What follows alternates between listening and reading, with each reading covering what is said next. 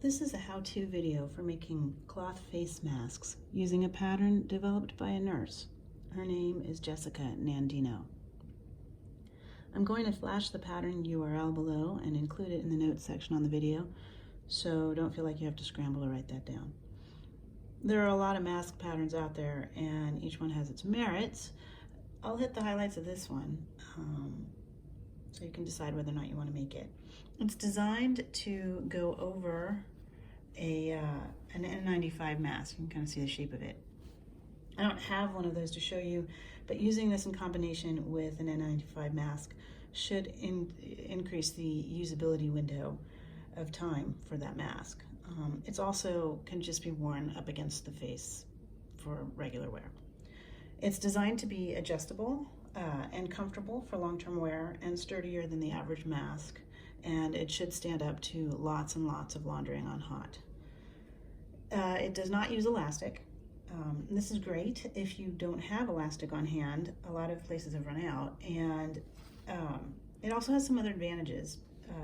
Because it has ties, it's fully adjustable, and elastic can break down and stretch out with repeated washings in hot water, so this mask should last longer than masks made with elastic. It uses both pleats and darts in order to get a nice fit to the face, so it should be more comfortable than less fitted masks for long-term wear. It has a long dart for the nose and a short, sharp dart for the chin. It's made out of 100% cotton, and so it should be breathable and comfortable. It has a liner that is made with 100% cotton flannel. Some people are suggesting that this might be a little more effective at trapping viral particles, as well as being soft and nice to wear next to the skin. You'll notice that I've been using batik fabrics for the outer. Batik fabric, and that's whether it's dyed or not, has a slightly tighter weave than regular quilting cotton. I have seen a suggestion that this tighter weave might offer more protection. None of this has been studied and published in peer-reviewed journals, of course, so take all of that with a grain of salt. If you have batik in your stash and can use it, great. But if not, any woven cotton fabric will be better than nothing. The downside to this mask, of course, is that it is a lot more elaborate in its construction than many of the other patterns out there, and it means it takes more time to make. It's geared towards someone who might need to wear this mask for many hours a day. If you're just going out to the grocery store for 40 minutes and you don't want, they're not gonna be wearing this all day, you may not need to go to the trouble of making such a comfortable and sturdy mask. Jessica Nandino's pattern is a single page image along with the instructions. She has kindly provided an inch mark guide to let you know if your printer has printed out the image to scale. You check this by measuring the box on the printout with a good ruler. Jessica's pattern has notches on the side that allow you to make consistent pleats very easily. And one of the ways to speed this pattern up is, instead of actually doing the traditional thing and cutting those notches into your seam allowance, I actually will take a micron pen or a Sharpie, doesn't really matter, and just mark them. Her pattern asks for you to cut off the seam allowances anyway, and realistically it doesn't matter even if you didn't, because this is going to be enclosed. Nobody will ever see it, and even if they could, who cares? So now, I don't know how well that's showing up on the camera, I've actually marked the notches with pen. The darts are similarly marked, so I'm just lining my pattern back up here, and I've used this pattern piece a lot, so it's already folded. I will take my pen again and mark there and there, and then on this end here and here. Now, course, this is two-sided, so I need to do the same thing on the other side. Okay, now I'll just open this out so you can see it. Hopefully it's not too dark. I ran out of the lighter fabric. But I'll bring this up so you can see the chin dart. The point is marked here, and then one end is here and the other end is marked there, and you can go right ahead and start sewing those. I thought I would mention that I've made a minor modification to Jessica's sewing instructions. Instead of cutting the darts on both the outer and the liner in one piece, I sew them separately. This way you can put the wrong sides together and have all the raw edges encased inside. Not only will this extend the life of the mask, I think that the frayed edges of the darts might be really aggravating or itchy to have on your nose and chin after a while, and we want this mask to be comfortable. Unfortunately for you, I am sewing with thread that is well matched to the fabric, so it's hard to see. But I thought I would give you a dart sewing tip. It's really simple. Don't backstitch. You don't need to lock these. This wide edge of the dart is going to get cut off anyway, and the tip of the dart, it's actually faster, believe it or not, to just run off the edge and do an overhand knot than it is to try and backstitch that to lock it in place. So here we go. And I have lined up my tip with the center, and I'm just going to go sew in a straight line. All right. Now I'm going to leave myself enough thread to tie a knot, and we're done. This is one of my darts. Hopefully you can see the little surgeon's knot, which I think is kind of appropriate, down here. And I'm going to now trim that dart, open it by cutting roughly a 1/4 inch seam allowance. And now you really need to release that end. So I'm going to actually slide my scissors tip down in there and snip it. Not all the way to the knot, but pretty close.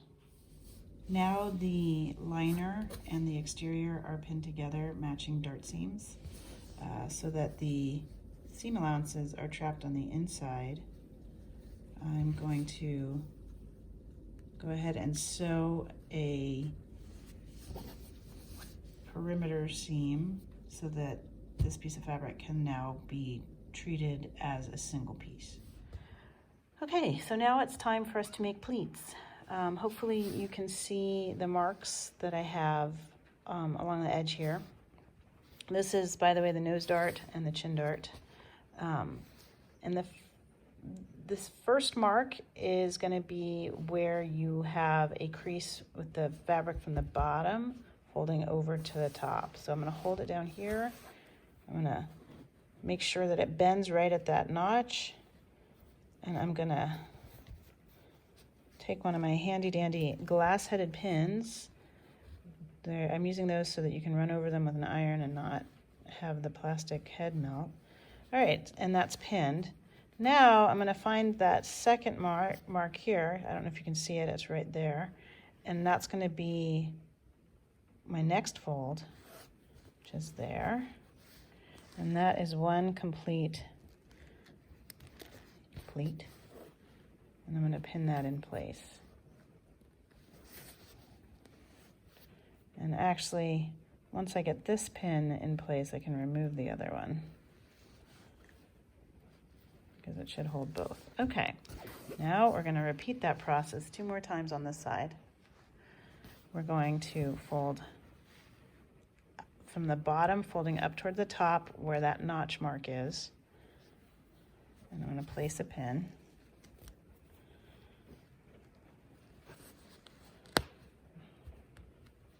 My sweater is ratty, but also a very good pin cushion.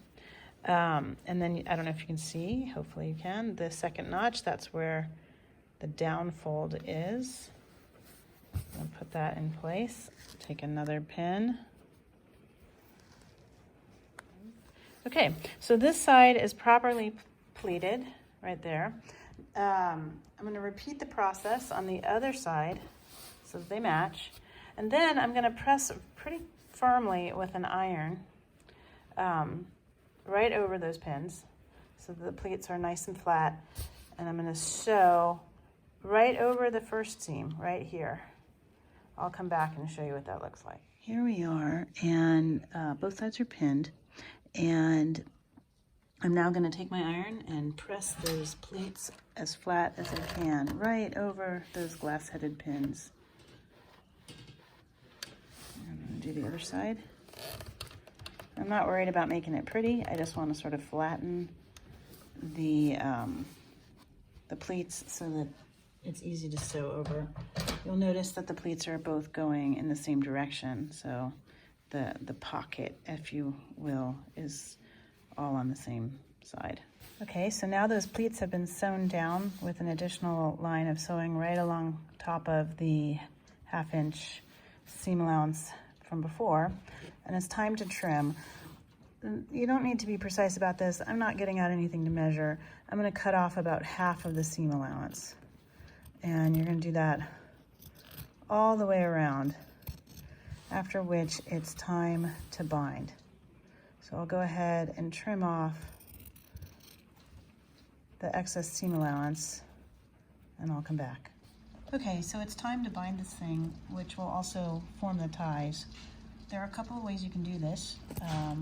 There's prepackaged binding, but I actually think self-binding is a lot more comfortable to wear. Self-binding does not need to be cut on the bias for this, so that will speed things up.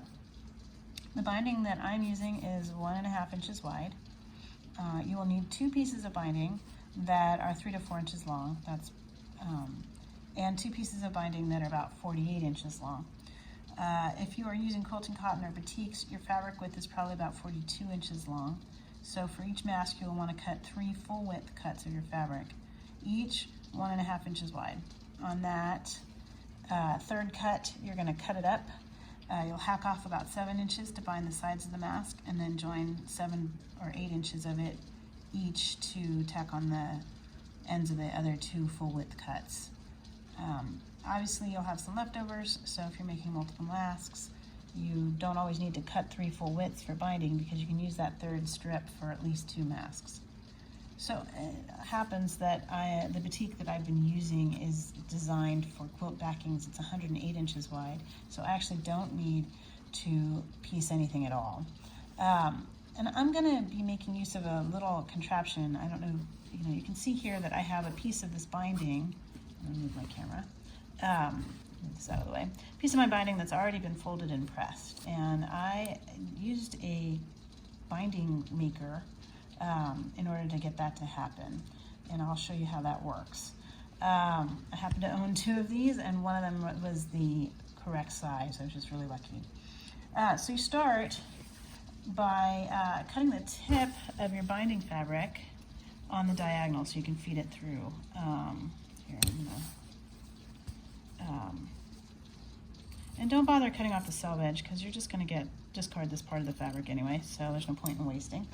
And then you feed it through the back end, and you might need to take a pin and pull it through this little slot. This always works great when I'm not on camera.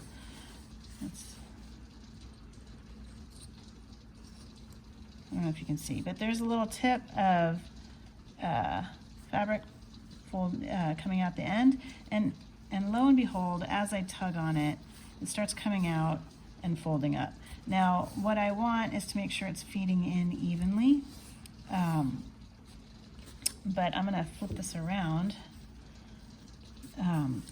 but I can sort of drag this along, and it will just fold the fabric exactly the way it's supposed to. Now I'm going to substitute an iron for my finger so I can just press this as it's coming out of my little contraption here. So here we go, the hot iron, and I'm just going to chase along, and lo and behold, I have perfectly folded binding. I'm going to keep going for 108 inches, which you don't need to watch, so I'll come back when this is done. If you don't have one of these binding makers, you're not out of luck. You just have to do this the old-fashioned way, which is to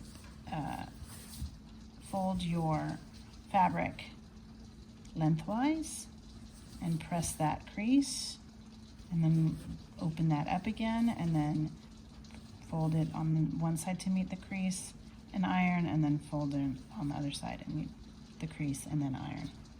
Now I'm going to take one of those shorter pieces of binding I was talking about and bind the sides of this mask.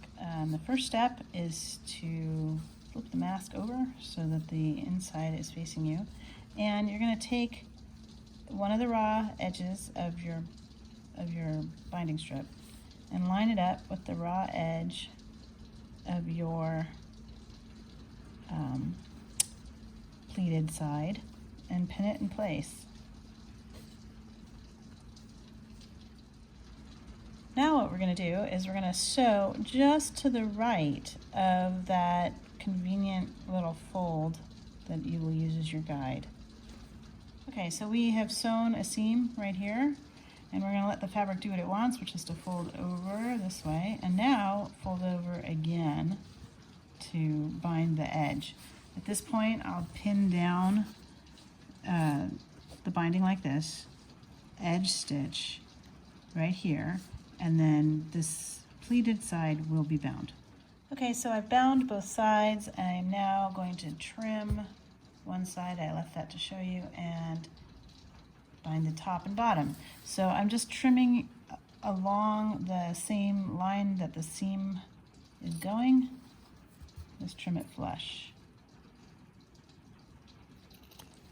Okay, so I have taken my 48-inch strip.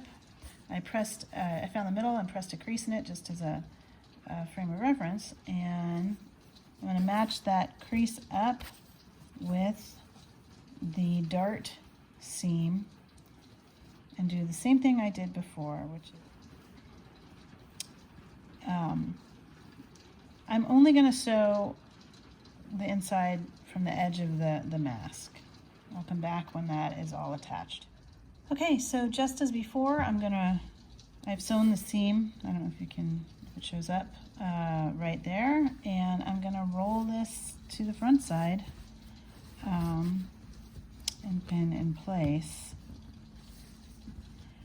What's different about this is that instead of starting, I pinned that the wrong way, I'm actually gonna pin this all the way down to the very end. I'm going to start this, I'm going to sew the entire length of the binding strip. So I'm going to actually place a pin here.